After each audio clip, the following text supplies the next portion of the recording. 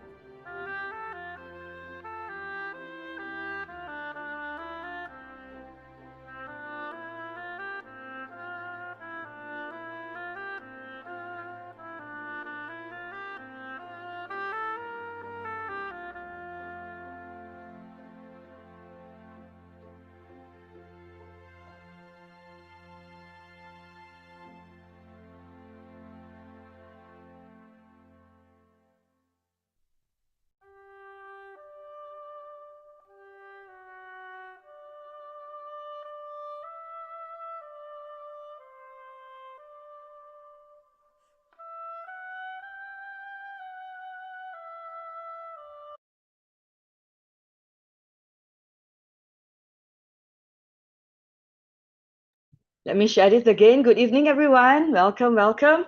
So, welcome to LiCo Book Club. So, today we are gonna. Oh, wow! Happy job, Gourmet. Yes, yes, yes. 恭喜发财，还有红包吗？来来来，Okay. Happy New Year. Hi, Evelyn. Right, Happy New Year, everyone. Yeah, so today we're going to decode the dietary guidelines for American. This is the latest one. US actually publish dietary guideline every 5 years, right? So this is the latest one, just published end of last year. So it's 2025 to 2030. It's good for the next 5 years. So let's look at them and see how are we going to interpret it and how do we find about it. So if you are in the LiCo community, I've sent out the link also, right, for you to read through the guideline if you have the time, right? You might have read through the guideline and then we can discuss. Okay, some things you might agree, you might disagree, no problem. So we can discuss that. Okay, so before we start, again, welcome everyone to LiCo Book Club that's happened every Tuesday, 8 o'clock. My name is Jeannie. I'm a nutritionist by training. I'm also a certified personal trainer and yoga teacher. So in these sessions, we share health knowledge, we share about healthy living, diet, and nutrition, and we motivate each other to stay healthy, right? To stay healthy in terms of our diet, nutrition, lifestyle, and a lot more. So today we're going to talk about dietary guidelines. Okay, today is the last day of Chinese New Year already is Chop Gourmet. So it's time to come back to healthy diet, isn't it? Right? So it's a good time to look at the dietary guidelines. So it's got quite a few things that is in the dietary guideline this time. And interestingly, used to be a triangle, right? The pyramid used to be a food pyramid, now became a reverse pyramid. I'm not sure why. Is it to attract our attention? It looked really very different. And one main thing that I think is important here is eat real food. I think that's the most important message that we get from the guideline, meaning eat real natural food. Okay, so is milk real food or not? Is chicken real food? So just now I was having a discussion with some friends, and we all agree that right now the milk, the commercially packed milk, for example, is not real food actually. Although it looks like food, it tastes like food. But if you have tasted the real natural, milk before, cow's milk before, it tastes very different from what we are having now in a packet with all the labels, with the nutritional ingredients, because we know that it's been highly processed, pasteurized, etc. And also the nutrients loss has been fortified with artificial nutritions as well. For example, calcium, for example, vitamin D is all fortified. So is it still real food or not? Right? So it's something that we can ponder, we can consider, and we can think about how to improve our diet. So from the article, there's a 10-page article that I share in the community on this. I take out the extracts and let's examine them part by part, and then we can discuss. All right, so let's do that. Number one is to eat the right amount for you. So the calories that we need for everybody is very different. Sometimes when we look at the packaging, right, it says that, for example, it says that the fat content based on one day's requirement is 10%. But that, if you read again, it usually say that based on a standard 2,000 calorie diet, which many of us here are not, shouldn't be on a 2,000 calorie diet. For example, for myself, right, 50 kg, my basal metabolic rate is about 1,250. So if I read the label and think that, oh, this is for me, it's only 5% or 10% of fats based on 2,000 calories diet, I'll be overdoing what I'm supposed to take actually. So the calorie you require depends on your age, your sex, your height, your weight, and of course, level of physical activity. So I think more importantly is pay attention to portion size. Not sure if you agree. In Singapore, I really feel that the portion size get bigger and bigger in terms of the carbohydrate. So for example, the noodles used to be of a smaller bowl, but now it's of a bigger bowl, but the meat didn't really increase, the egg still maybe half or one, but the noodles or the bihun, the carbs part actually increased by quite a bit, right? So if we don't choose carefully, we might overdo in terms of calories, right? For example, this itself, pancake, bacon, and egg is already 1,000 calories versus 650. So that's a very big difference. And number two, because we are surrounded by food throughout the day, all the time, the best thing that we do when we feel hungry, actually, usually this is what I advise to clients, is to have a big glass of water first. Hydration is more important, right? A lot of time we forgot to drink enough water, and we misinterpret our body asks us to drink, but we thought that we're hungry, we try to go for food. But hydration is important. So choose water, unsweetened beverages, because in Singapore at least 40 to 50% of the sugar is consumed through drinks, through beverages. So if we just go everything kosong without sugar or choose water most of the time, it's half the battle won. Can? So this actually address the calories intake, mainly the calories intake. And then the second part, talk about protein already. Prioritize protein food at every meal. I think it's very, very, very important. And the guideline actually changed quite a lot. If you look at here, protein serving goal is 1.2 to 1.6 gram of protein per kg of body weight. And you can adjust it as needed. If you do a lot more physical activity, a lot more exercise, then you can go up to 2 grams per kg or up to 2.5 grams per kg. But the minimum is 1.2 grams. This is a big shift. 5 years ago, the guidelines was just 0.8 to 1.2. Now it increased like double, okay, from 1 to 2 grams to 1 to 6 grams. So for example, if you are 60 kg, I suggest that you aim for 1.5 gram as your minimum. So for a 60 kg person, it's 90 grams of protein on a daily basis. Hopefully you break it down into 3 meals, 30, 30, 30, because you need at least 20 to 25 grams of protein at one sitting to trigger mTOR, which is the ability to build muscle.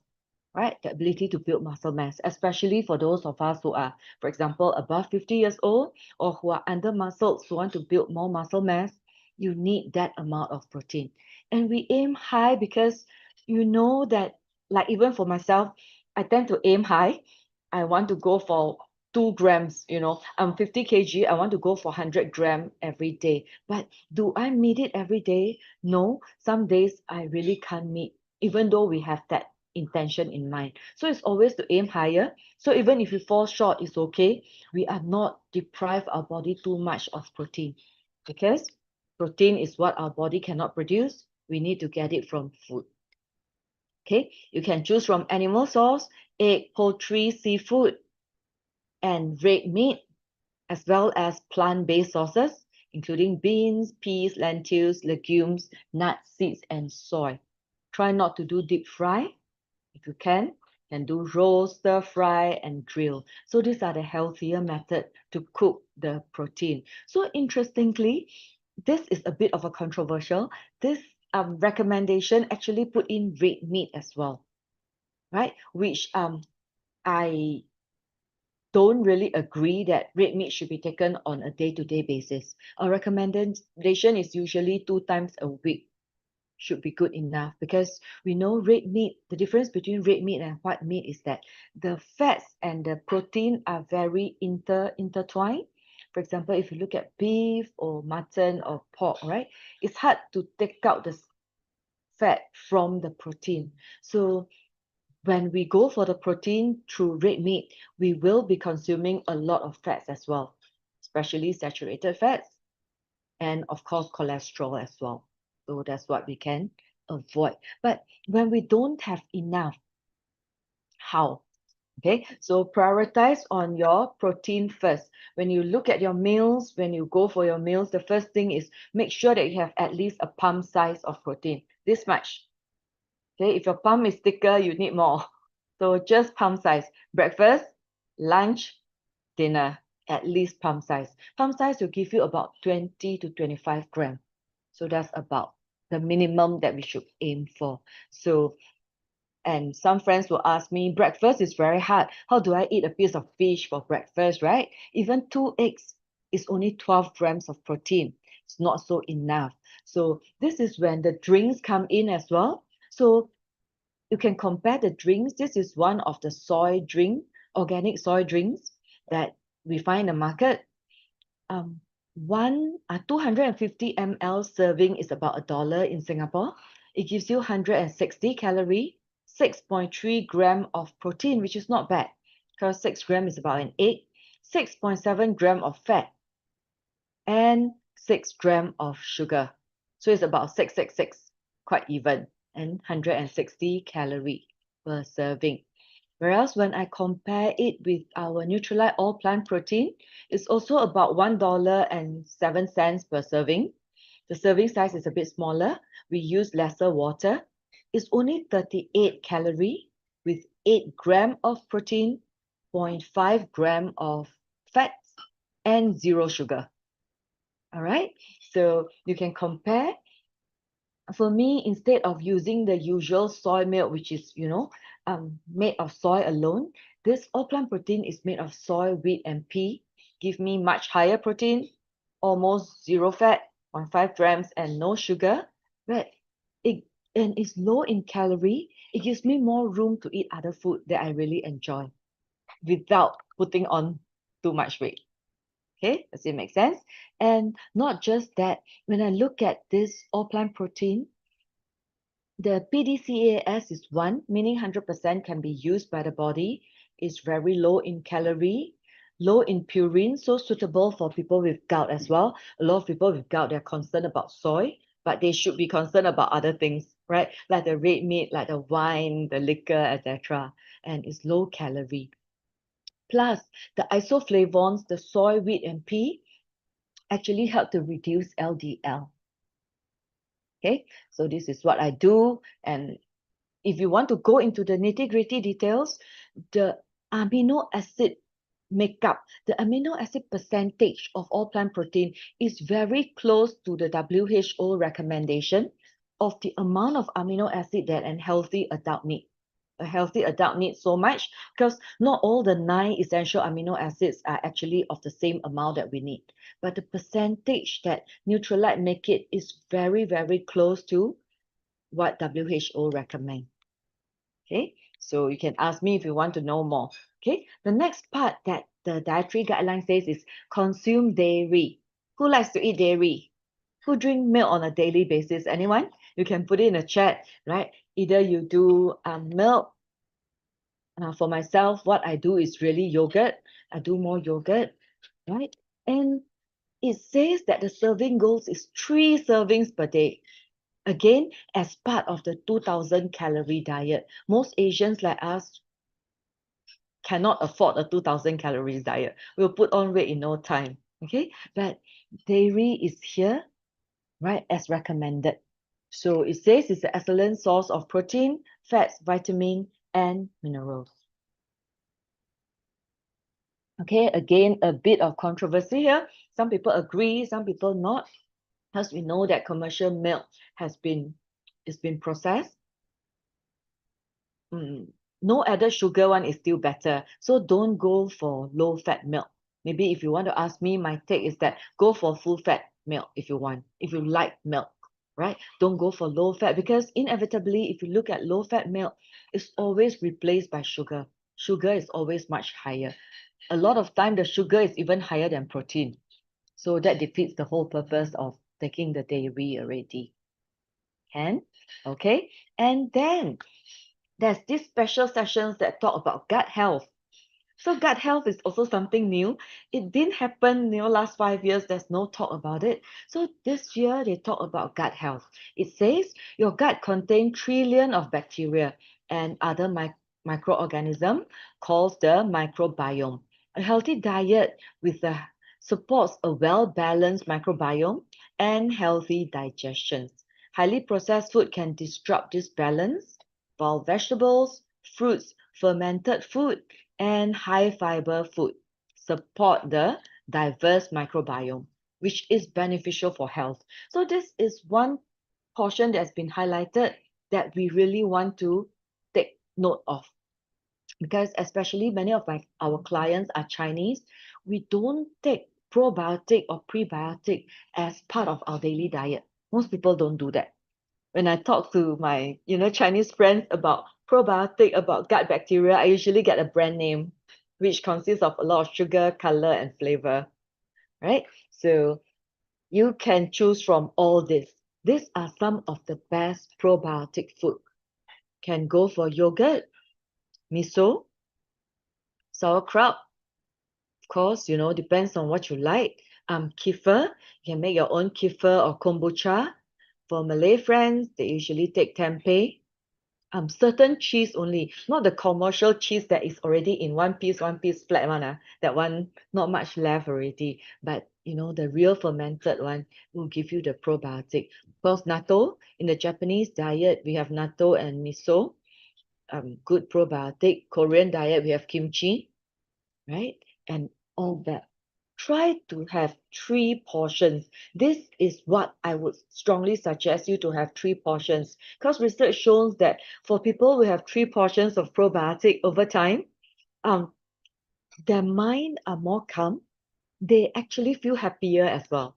So if we feed our gut bacteria, right, and they are working in symbiosis, in good balance, we will feel happier because there's a constant relationship between our gut and brain. Our gut brain, axis happen all the time, and the gut is keeps sending signals to our brain. So my experience in doing gut morning for the past 5 years is really, my mind is a lot calmer. I'm not so like, easily agitated or unhappy or angry, a lot better. So we can share that experience with the rest, right? So, and when you choose yogurt, I always struggle when I choose yogurt. This afternoon, I spent 10 minutes looking at that in NTUC as well. So, for example, you have three of this. Which one would you choose? First of all, I would look at protein. So, protein is the most important thing to me. Besides the probiotic, we want to have enough protein. So, it's 4.3, 4.8, and 4, up thereabout. Okay. Second thing is the amount of fats, right? So, 9 and 1.5 gram. Okay, the right one is really low because it's a low fat. Okay, the third things that I'll look at will be sugar. And this is 9, 5, and 15. Right? So you can see inevitably for low fat dairy products or even yogurt, sugar will have to come in to make up for the taste. If not, it's not going to be nice enough. Okay, so which one will you choose for these three? Which one would you choose? Which one would you choose depends on what's your objective. If your objective is just to get sufficient protein, you have no blood sugar issue, right? Then you can choose this or this, depends. Let me see. None. Yes. Okay, agree. Yeah. So Jay said none, which I didn't buy any of this. So lately I found a brand called Chobani, high protein yogurt. Can you help me bring my yogurt? It's in the fridge, right? So from this, so my guideline is very simple. I need to have more protein than sugar. If not, I won't take. Does it make sense? Because you're taking yogurt cannot be for sugar, right? Not. There are so many other things that's high in sugar. So as long as the protein is higher than sugar and fat, I'm good. Okay, make sense? And of course, if you look at the ingredients, the simpler the better. The lesser ingredients, the better. So this is the one. This is the Shobani that I bought. Let me see. Oh, I cannot see. Okay, 8 grams of protein per 100 gram and only 2.9 gram of sugar. 8 gram of protein, less than 3 gram of sugar. Sounds good, right? And then the fat is actually 1.7 gram, also very low in fat, 1.7 gram. So the main ingredients, the main nutrients of the CPF, carbo, protein, and fats, is actually protein, right? Then needless to say, this is one of the most expensive brand in the market because protein are expensive. Sugar is cheap, right? So this is the one that I'll be using. Either this is the flavored one. Um, strawberry one. So you can choose the Greek style one as well. It's also nice, equally nice, thick and nice. Okay, so you can choose a probiotic. So right now, my 3 portions will look like this. In the morning, I'll do my gut morning with all the vegetable blend with Neutralite probiotic. And this would be my snack, like in the afternoon, in between meals or after dinner. If I still feel like eating a dessert, this is my ice cream um clone. Okay, ice cream clone. But morning is always my probiotic, protein, and fiber to support the gut health. So I would say, 大的不吃，小的也要吃. Because some friends tell me that they're not hungry in the morning, they got no appetite, but we have more gut bacteria in our gut compared to our number of cells in our whole body. Just that they are very, very, very, very small. So they follow the circadian clock. They wake up in the morning, they sleep at night. So we need to feed them first meal in the morning. So this is what we do, our gut morning. Besides protein, fiber, and probiotic, we put in the vegetable blend as well. So that's what we've been doing in our team for a long time. And we see very good results. Okay, then the next part in the dietary guideline, eat vegetables and fruits throughout the day. Okay, variety of colorful fruits, whole vegetables and fruit in its original form would be better. Of course, wash them properly first. Okay, and then it says here 100% fruits or vegetable juice should be consumed in limited portion. So what does that mean, right? That means that we shouldn't be drinking 100% juice, although it's vegetable, although it might sound healthy. That's why in our community, we do a vegetable blend. By doing vegetable blend means that we keep all the fiber, right? All the cellulose, all the fiber is intact, and we take them all in. Okay, so we have enough, not just the sugar from the fruits or vegetables and water, but we get all the fiber as well. And I love this portion because it says eat vegetables and fruits. Specifically, we need more veg than fruit. I think that's also an important concept because here we always say fruits and veg, fruits and veg. So some people even think that I eat fruits can already. I'm very scared when my client tell me, Jeannie, I want to be healthy. I don't want to eat dinner tonight. I just eat fruits. We just had a case, right? By eating fruits as a meal, the gout actually flare up.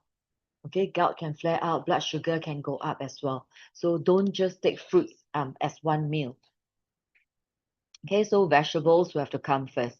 And the next part of the recommendation is incorporate healthy fats. Healthy fats are important, especially omega-3. So there are omega-369, but most of the omega-6 are abundant in our food, daily food, because they are made of plant, how to say, vegetable oil or plant oil. Okay, but seafood and seed oil are omega-3. So when 3 and 6 are not in correct balance, right, the body tends to have a lot of inflammation. So we want to increase our omega-3. Try to take 3 times of fatty fish every week. It can be salmon, it can be cod, it can be sardines, saba fish, anything that gives you a lot of fat, the fish that gives you a lot of fat. These are all good fats. So you can eat up to 3 times a week. I know it's expensive, but I think today is a good time to buy. Have you ordered our fish already? Right? Today is 3-3, right? There's some promotion online. So you can also get your oily fish online. All right. So this is this. And when you cook, when you buy oil, please buy better oil like vegetable oil. Like olive oil. And also you can use grapeseed oil. Try to avoid vegetable oil, especially in Malaysia. I was in Malaysia last week, right? So when I look at the oil, look at the label, a lot of it in front it says vegetable oil. But when I flip to the back, the ingredients is palm oil, soybean oil. I don't know which part of it is vegetables, but have to read the ingredient itself. Try to go for olive oil that is good for stir fry, right? Not the green one in the dark bottle, because that if it's virgin, extra virgin, then it's not suitable for cooking. But there are olive oil that are suitable for cooking, so you can use that. 可以吗? Okay, and then focus on whole grain. So also when we buy our rice, I think most of us still eat rice on a daily basis. Try to use whole grain. Like you can use brown rice, you can use black rice and the whole grain rice, or the 5 or 10 grain rice. Means the manufacturer already mix all the 5 or 10 different grains together. We can just cook that. So some clients will say that because their digestion is not so good, they cannot do whole grain. Why do we want to do whole grain? Because of two most important things. Number one, fiber. Number two, fiber. Number two, B vitamins, because the whole grain, right, it has got B vitamins as well. Okay, so if we can't do it from whole grain, we can eat more vegetables. We can put in more vegetables to make up for the fiber and also B vitamins. That's also doable, right? Okay, and then this is to limit already. Limit highly processed food, limit added sugar and refined carbohydrate. So unfortunately, if you go to a supermarket nowadays, seems that the processed food aisle is getting bigger and bigger, and the fresh food aisle is getting smaller because less people actually cook, right? And more people just want convenience, just buy very convenient food. So try to avoid that. Any packaged food, ready to eat food, which things that you can keep very long. Food with artificial flavors, coloring, preservatives, avoid that as well. Avoid sugary food and drinks as well. And sugar comes in like more than 50 different names. So try to learn to read the label and avoid that. Okay. But the best way to buy things, of course, is to buy food without a label. So if you go to the market, you buy that bunch of vegetables, apple, fruits, all these are without label. So they are okay, they are not processed. And of course, no added sugar in them, right? So try to go for real food. That's what the recommendation really say. And um, it says that there is no amount of added sugar or sweetener is recommended. No amount means zero. This recommendation recommends zero added sugar. Okay, so try to avoid that. I know we still like to eat certain things that, some people like pastries, some people like ice cream and all that, but do take it in moderation. So this is a special session about added sugar. So added sugar can come in all the different names. High fructose corn syrup, we already know, is a very cheap and very sweet kind of syrup. Ava, av- agave syrup, corn syrup, fructose, glucose, dextrose, cane sugar, etc., etc. Okay, non-nutritious sweetener as well. So if you can, try to go for things that are like plain water, or you can go coffee and tea. Try to do without sugar, because our taste bud, right, can actually be tamed if we are used to drinking it without sugar. Any sugary drinks, right, you will feel that it's really, really very overwhelming, right? So slowly cut down. If you are still on full sugar, now you can go by lesser and lesser sugar and eventually go kosong. Okay, so that's what you can do. And then limit alcoholic beverages. For those of you who drink, again, there is no tolerance level for alcohol. People who should completely avoid, of course, include pregnant women, people are recovering, etc. But our body has no tolerance for alcohol, really. Any alcohol that's coming in is a toxic that our liver will immediately have to work harder to get rid of it. So if you enjoy a drink or two, maybe for guys, you want to limit to just one drink a day, uh, and ladies, perhaps just one drink every time and just 2-3 times a week max. Try to minimize alcohol intake, because alcohol comes with calories as well. Okay, especially for those of us who want to control our weight, this is the best thing to do. Oh, all right. Okay, and the next thing will be sodium.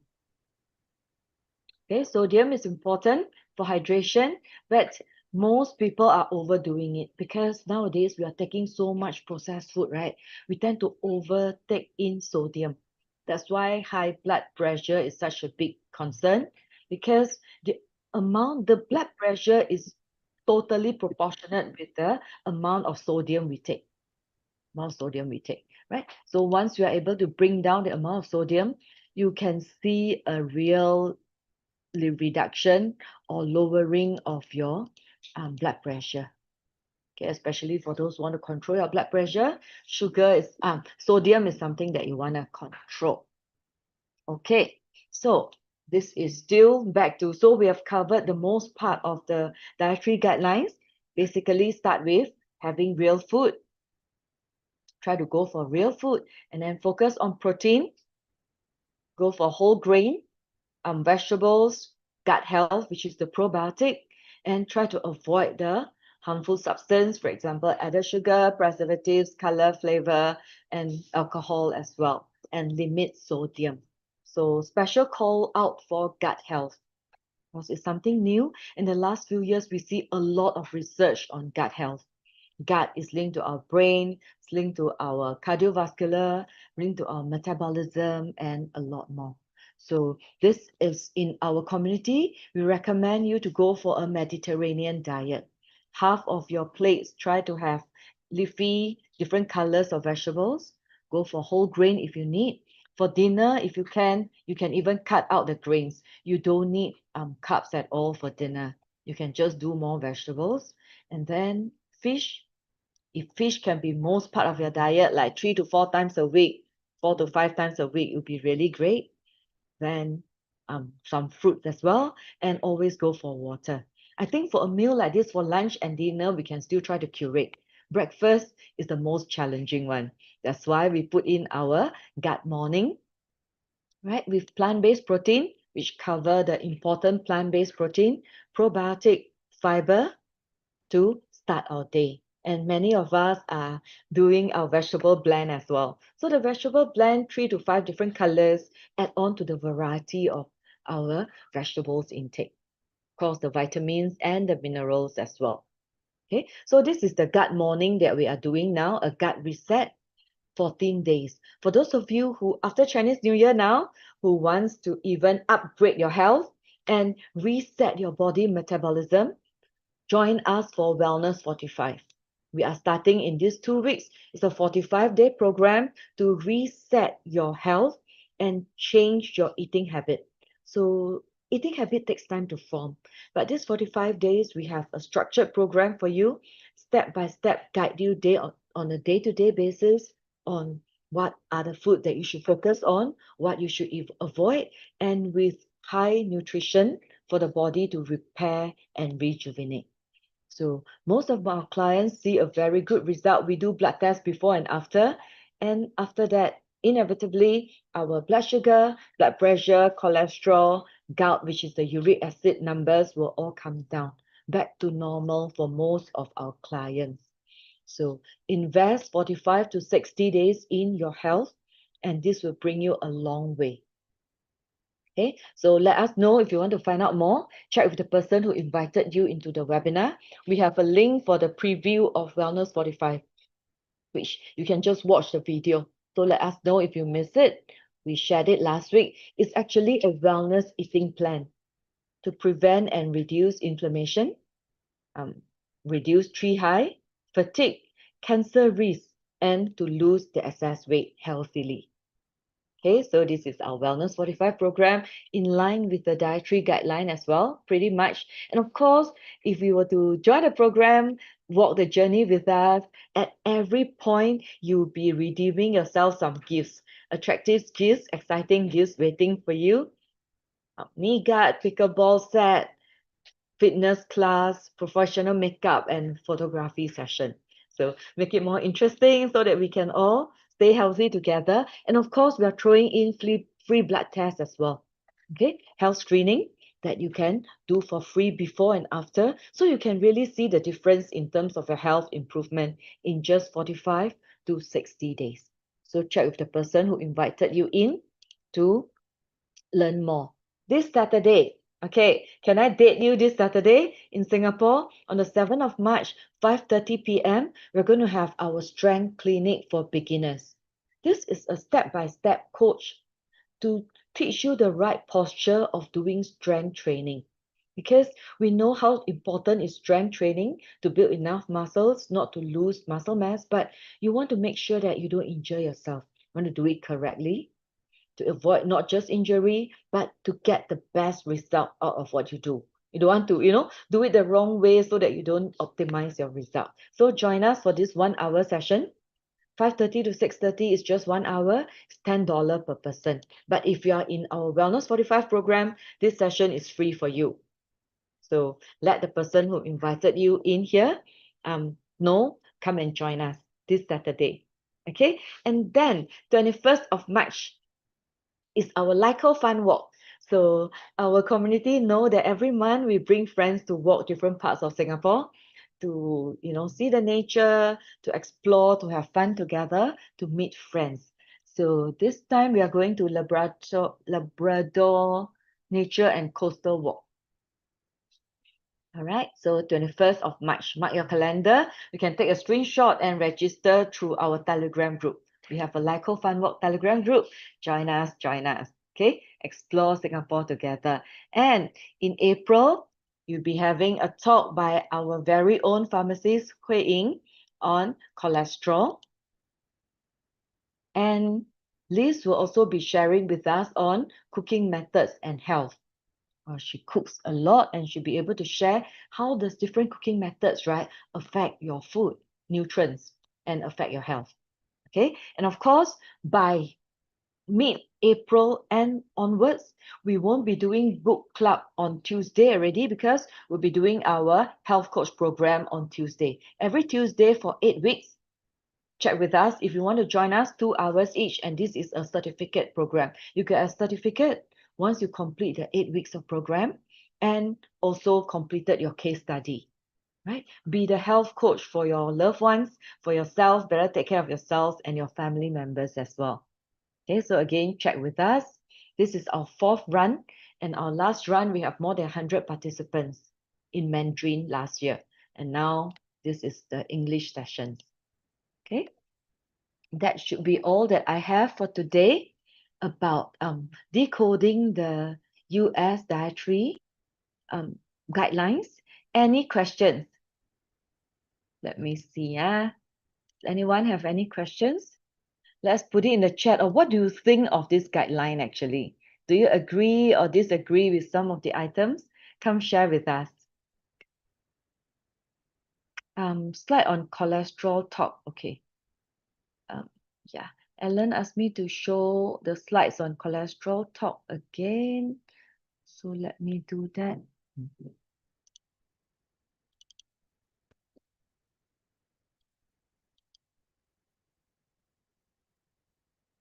Okay, depending on the demand or supply, we might have this talk in Mandarin or in English, all right? We're still discussing which language is going to be, but this is definitely what your pharmacist wants you to know about medicine and lifestyle. How does medicine and lifestyle affect your cholesterol?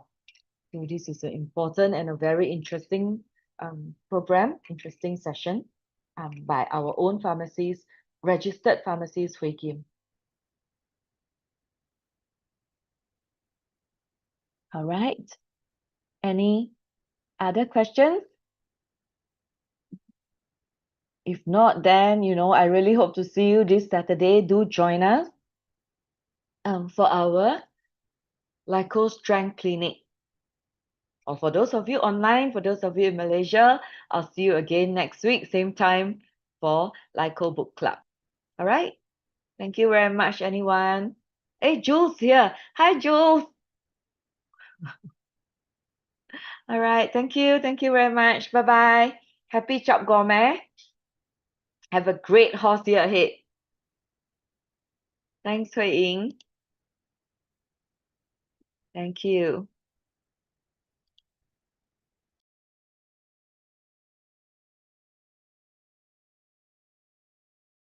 If you have any questions, you could ask as well. If not, then thank you.